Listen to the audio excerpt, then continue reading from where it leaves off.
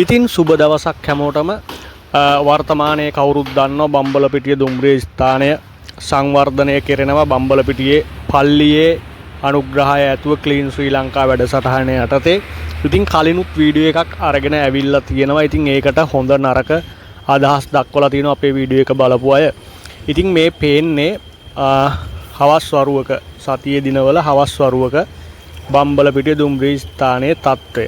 ඉතින් මෙතන මේ උඩ පාලමත් මේ වෙද්දි හදමින් තියෙනවා. ඔයාලට බලා ගන්න පුළුවන් කොච්චර මගී ජනතාවක් මේ දුම්රිය ස්ථානය භාවිතා කරනවද කියලා. මේ හවස් වරුවක් ඒ වගේම උදේ වරුවටත් මේ වගේමයි ඔය පාරෙන් එහා පැත්තේ ජනතාව ඉක්මනින් දුවගෙන එන්නේ ඊළඟට තියෙන දුම්රියට ගොඩ වෙන්න.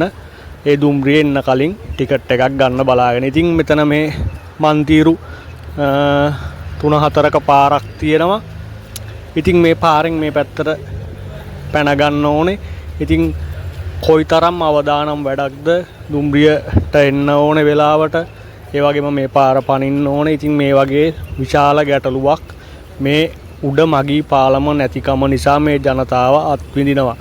කාලයක් පුරාවට මේ කරදරේ මේ ගැටලුව තිබුණා. ඔයාලට බලා ගන්න පුළුවන් කොච්චර ජනතාවක් මගී ජනතාවක් දවසකට හවසට උදේට මේ දුම්රිය ස්ථානය භාවිතා කරනවද කියලා.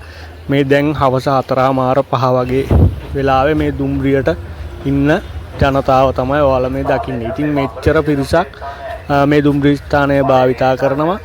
අනිවාර්යයෙන්ම මේක සංවර්ධනය විය යුතුයි. දැන් ඒක සිද්ධ වෙනවා. උඩ මගී පාලමත් සංවර්ධනය වෙනවා. ඉතින් කලින් දාපු වීඩියෝ එකට හොඳ වගේම නරක දේවලුත් කියලා තිබුණා. ඒකයි තව වීඩියෝ එකක් දැම්මේ. S2කට බලා ගන්න පුළුවන්.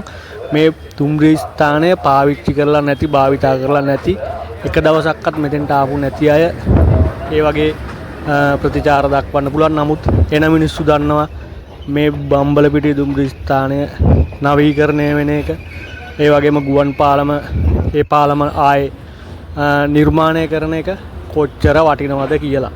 ඉතින් මේක ඔයාලගේ S2කටම පෙන්වන්න හිතුණා. ඒකයි තව වීඩියෝ එකක් අරන් ආවේ. මෙන්න මේක තමයි තත්ත්වය. අපි ඉදිරියේදී මොකද වෙන්නේ අලුතෙන් හදන දේවල් ඉදිරියේදීත් ගෙනත් ඔයාලත් එක්ක බෙදා ගන්නවා. වීඩියෝ එකට ලයික් එකක් දාන්න, ෂෙයා කරන්න. ජය වේවා හැමෝටම.